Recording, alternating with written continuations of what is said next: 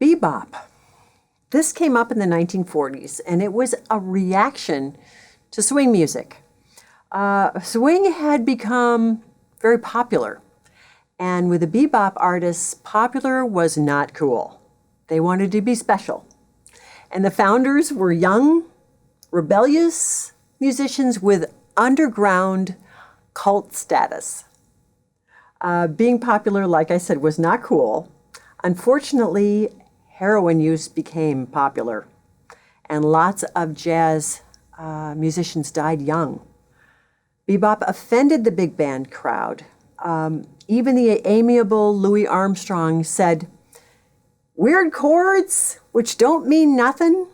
You got no melody to remember and no beat to dance to."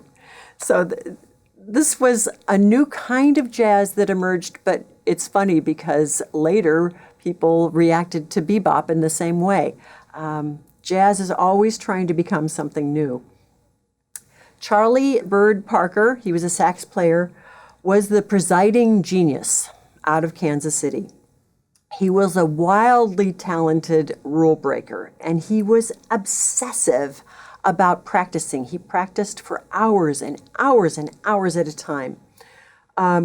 He could play lightning speed in every key, and everyone wanted to copy him.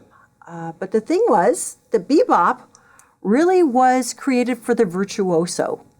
It was not for the common person to play. So unless you practiced like Charlie Parker, you weren't going to sound like him.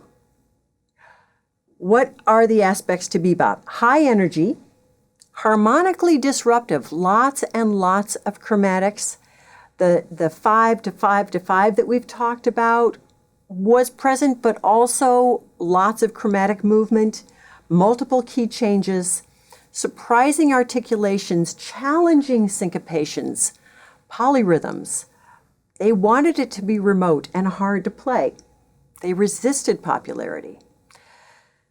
Showing it to you is hard to do because I'm not Charlie Parker and I don't have a sax handy. So what I am going to show you, though, is even for a beginning pianist, you can still get that charge of bebop energy. Even in the word bebop, bebop. This piece, Bird in the Bebop, from Book 1, Bird in the Bebop, that already has that kind of chromatic movement and that shocking energy that was different than swing. I'll play a little bit of this one for you.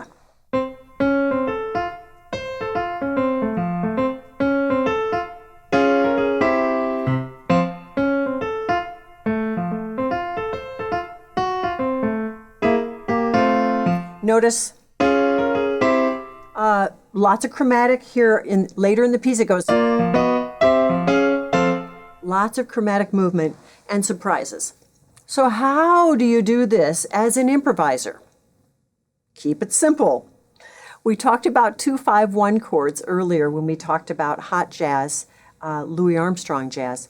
We're going to do the 2-5-1 in the left hand. Bebop, they tended to improvise on the chord tones and then play with chromatics. So here's the 2. I am not doing a non-root chord. I'm adding that D into this chord because I'm going to let this be the ground of the improv. This is the 2. The 5 would be the G7 chord. So D, F, G, B, and then C major 7. So what do we do up here that we can keep it simple and work towards some ideas? What we can do is we can bring just the chord tones in.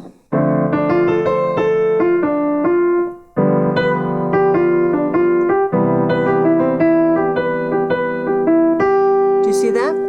Or we can maybe do the chord tones with some chromatics. Do you hear that?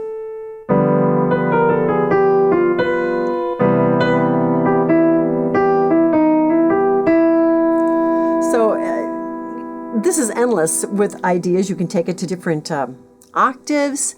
The idea is start with the chord tones, start with a small box, and then expand into any chromatics as long as you come back to those chord tones.